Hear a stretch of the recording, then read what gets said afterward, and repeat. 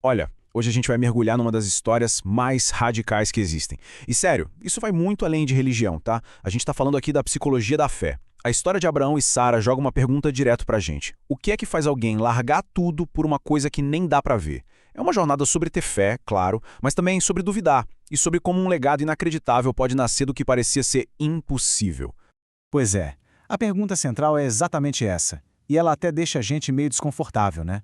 Pensa bem, o que faria uma pessoa abandonar tudo que conhece? A casa, a família, a segurança, por uma promessa que no fundo é invisível? Parece uma loucura completa, mas é justamente daí, desse ponto de partida, que nasce uma das decisões mais transformadoras da história da humanidade. E se não bastasse, tem um detalhe que quebra qualquer lógica. Abrão, que era o nome dele na época, tinha 75 anos. 75! Para pensar nisso, a maioria das pessoas com essa idade já está pensando em se aposentar, em descansar, buscar estabilidade, né? Ele não. Para ele, essa foi a idade de um recomeço total, do zero.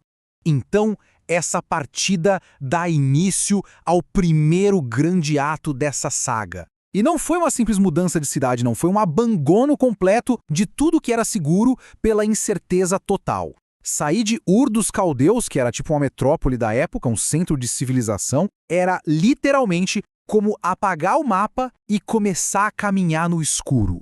E a ordem que ele recebe já é por si só um teste de confiança absurdo. Sai da tua terra para uma terra que eu te mostrarei.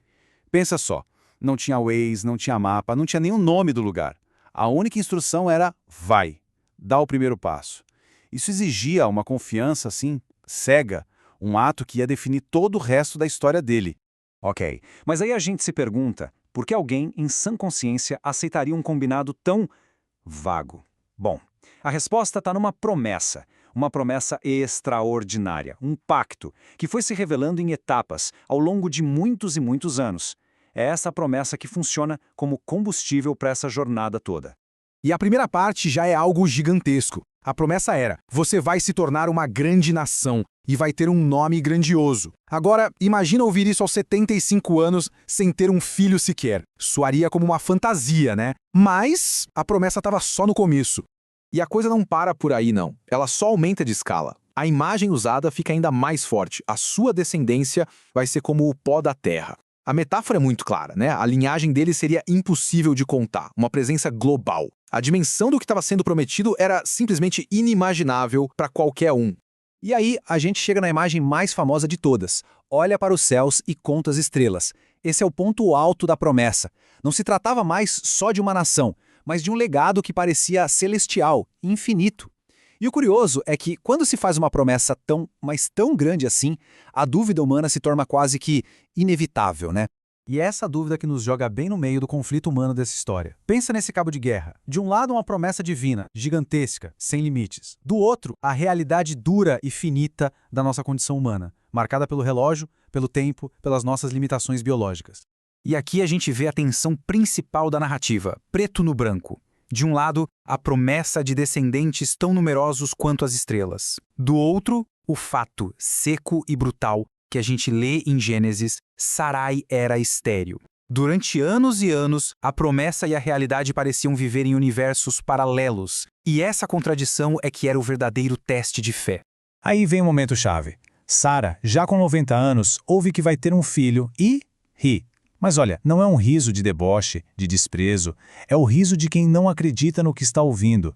O riso de quem conhece o próprio corpo, conhece as leis da natureza.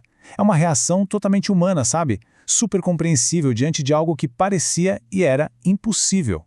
Só que é justamente aí, nesse território do impossível, que a promessa se realiza. A gente chega no clímax da história. É o momento em que a espera de décadas finalmente chega ao fim.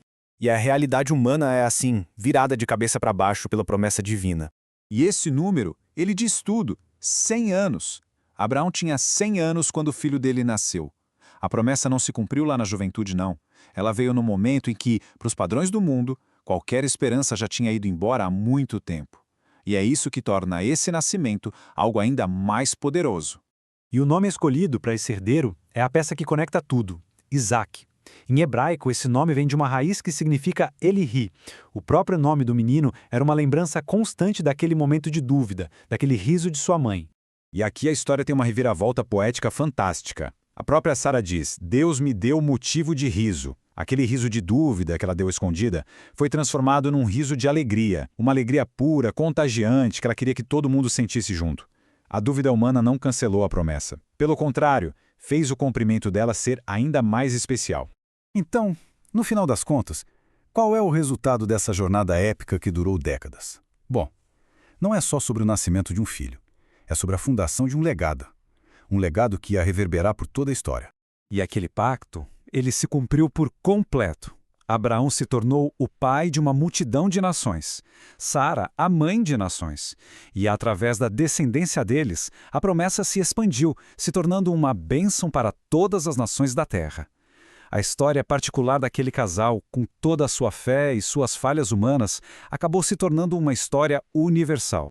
E tudo isso nos leva a uma reflexão final, né? Talvez a maior lição dessa história toda seja que a fé não precisa ser perfeita à prova de balas. A jornada de Abraão e Sara nos mostra que é justamente essa dança, essa tensão constante entre uma fé corajosa e uma dúvida muito humana que constrói as histórias mais poderosas. O que nos faz pensar como é que essa mesma dança, entre aquilo que a gente acredita e aquilo que a gente questiona, continua moldando as grandes jornadas da história e, quem sabe, as nossas próprias jornadas também.